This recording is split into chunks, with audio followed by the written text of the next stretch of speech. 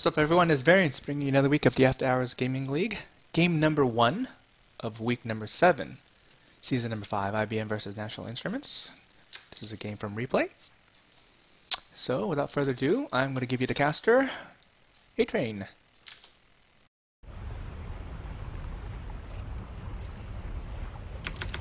Alright, so we just won't have an overlay for the first game, I guess. Alright guys, ATrain here, and casting this game in the After Hours Gaming League, we have the blue player, BanjoIsland. It's going to be National Instruments. And his opponent is going to be Variance from Team IBM. Map's going to be Inferno pools, and we're in week 2 of the round robin play. There are 2 phases of the After Hours Gaming League this season, Season 5. Phase 1 was a Swiss ladder matchup where teams would be matched up against other teams that were winning or losing similar records, kind of determine initial seeding.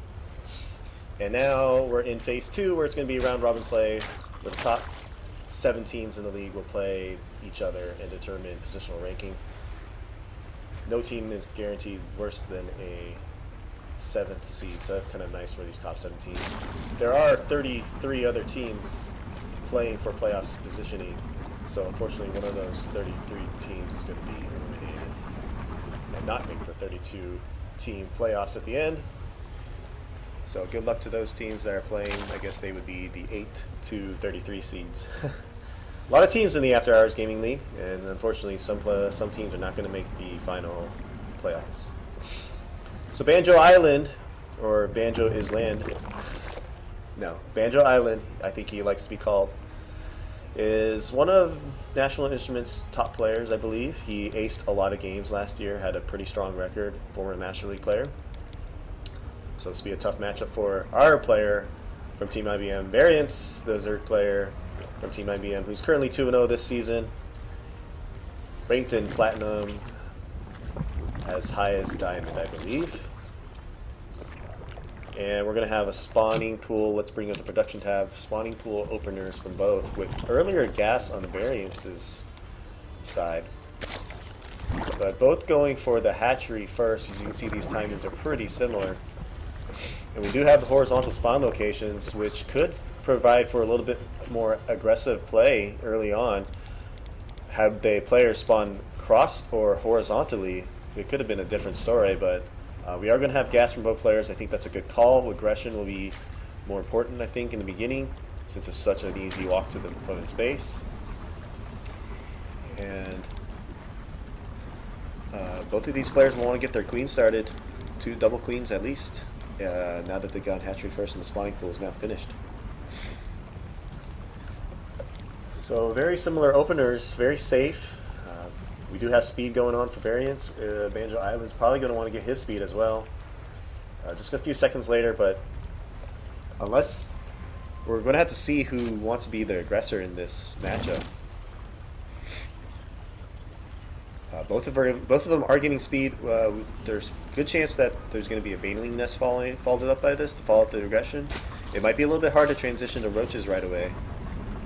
We'll have to see how these players decide to do it. And right now, looking at the units, just 2 Zerglings for BanjoIsland and getting another queen. Both players getting another queen. Baneling nest going down at the natural for BanjoIsland to help get that wall going. He has not transferred his drones, but we're actually only getting 2 workers here. What about Variance? Actually Variance has cut his gas. So that means he might be going straight to Roach. The roaches will be good, but if baneling aggression comes out early, and it looks like there's a lot of Zerglings being produced here, only a few drones, so there could be some aggression coming from BanjoIsland. These could be defensive banes, however. We'll have to see what BanjoIsland is planning here. So many drones on the way for Variance, so he feels pretty confident. He has not scouted anything in BanjoIsland's base. So the baneling nest is now finished. And the speed is now finished as well. Lots of Zerglings on the field. We have 14 in production. We also have only 4 Zerglings, so there's going to be about 20-something Zerglings coming for BanjoIsland, and Variance is going to have to put down some spines. I don't know if he sees this coming. There is the Roach Warren, so Banjo Island running around, and here come the Zerglings. So lots of leans on the way, and Banelings on the follow-up. Variance is going to want to have to make some workers. We have the one Roach Warrior, the Queen trying to hold down the ramp, and we have some Spine Crawlers going down for Variance. But if these Zerglings get in, it could be trouble for Variance. Variance probably going to lose one Queen here. The one Queen trying to micro around it, and lots of Banelings coming in. Actually, Banjo Island splitting up the Banelings, gets some hits over there, and going to get some more hits. So doing some significant damage here is Banjo Island. And we have Roaches on the way.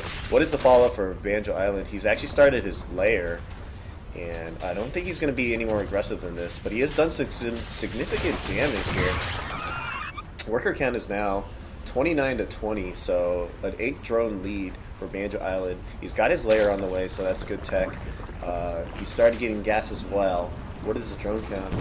Saturation here is about 12, so you could probably saturate that a little more, but good opener from Banjo Island. And actually, I wonder if Variance is going to try and counter this.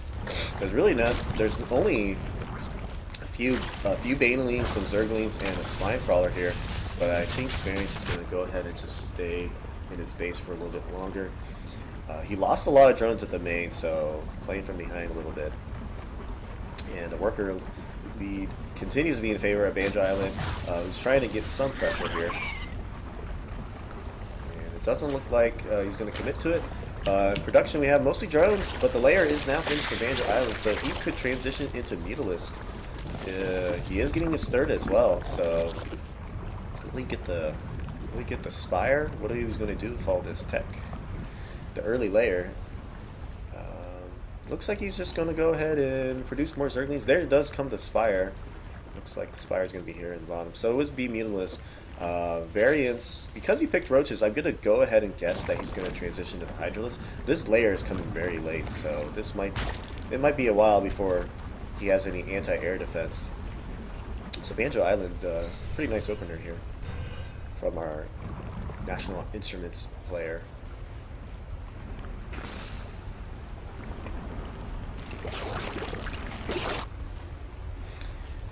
And the third being secured for Banjo Island. This could be challenging. I think Variance is going to be playing a lot from behind. His third is just now going down.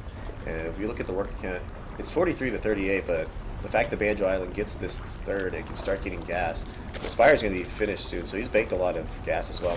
Zergling's going on the run by, trying to pressure this third. The Roaches are all that is around here for Variance. Does he have any other units to support this? You might end up losing all the Roaches, and there's only a couple Roaches left.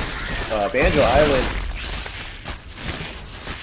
actually might be able to take out all these units as well, because there's only one Roach and there's less leans. So forcing 10 Zerglings out of Variance, but the problem is he's got a follow-up of about 10 plus Mutalisks coming as well. So Banjo Island looking very strong. And the Zerglings will get cleaned up, but Variance is going to have to deal with these Mutalisks pretty soon. And we don't have any saturation here yet. We don't even have the gases being taken. Looks like he's fully saturated as natural. Here come the Mutalisks. I'm not sure if Variance sees this coming, but there's a good handful of Mutalisks here. 10 Mutalisks. There are a couple Spores going down. He's going to want to get these down as soon as possible. But fortunately for Spores, they do a lot of damage against biologicals, so they're very strong against Mutalisks. But these Roaches might get caught off guard, and the Roach is trying to pressure the third, but unfortunately they're pretty much sitting dunks against this air. And he's trying to focus down the Queen. This one Spine is going to finish, and it doesn't look like he's going to be able to take this out. I think Banjo Island playing it safe and going ahead and clean up the Roaches in his base. Only 3-4 Roaches remain, and was he able to get some worker kills there? Let's look at the workers lost. 18 so far. So that first opener from Banjo Island really did a lot of damage. 2 Spore Crawlers going down, and we have multiple Spore Crawlers as the Mutalisks continue to grow. 7 more on the way, 14 Zerglings, so lots of Mutas, lots of Zerglings, and Variance trying to hang in there. He's actually evened up in the worker count. His problem is just the army and the composition is not there yet. He needs to transition into Hydralisk, and the Hydralisk den is not close to being finished. So to try to defend against Meatless without any mobile anti-air is really going to be tough here. Going to end up losing some overlords too. Really is losing the map control as well. So a few more roaches go down. Looks like we'll be able to save this, but we got almost 15 pests.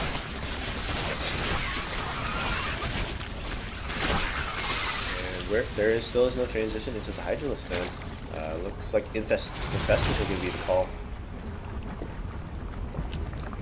The work count's still even, so looks like BanjoIsland's slowly saturating this. So he hasn't really got a worker lead in this game. But the army is definitely there, as you can see, double the supply, and the fact that the roaches just can't shoot air.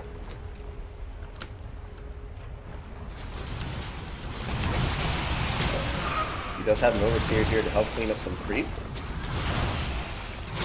And not trying to engage too much, try to pick off whatever units he can. BanjoIsland's able to get them clean there. Looks like there's still a queen in every hatchery. Another spore crawler being shifted to the front. So good meatless harass here from BanjoIsland. BanjoIsland has started getting the gases at this one base. He's going to be very gas dependent, especially because he's going for meatless. And following up with the roaches as well, so kind of transitioning into roach meatless. I think that's a very strong composition here. This might be a little bit challenging for Variance to hold. The roaches are all that remains here. We have in production just a few roaches, and it just doesn't feel like Variance is going to be able to build up the army as BanjoIsland continues to streamline higher. Using the Mutalisk here to intercept any incoming units. Here come the roaches that are going to be intercepted by those Mutalisks, maybe. While this third is being pressured with nothing but roaches. We have a counter of Zerglings coming down here at I think he was able to get some kills there, but if he's going to lose the third, Variance is now going to be playing on 2 days against some pretty scary army. Lots of roaches. What are the upgrades? Only 0-0, so no upgrades there. So Variance does have a slight upgrade advantage, but the problem is it's so the Mutalisk. And just so many roaches. And the unit count, 33 roaches, just 6. So this might be the final blow. BanjoIsland going in for the kill. Variance trying to survive admirably, but there is the good game. And National Instruments will take the game on, and we'll go up 1-0 on this series.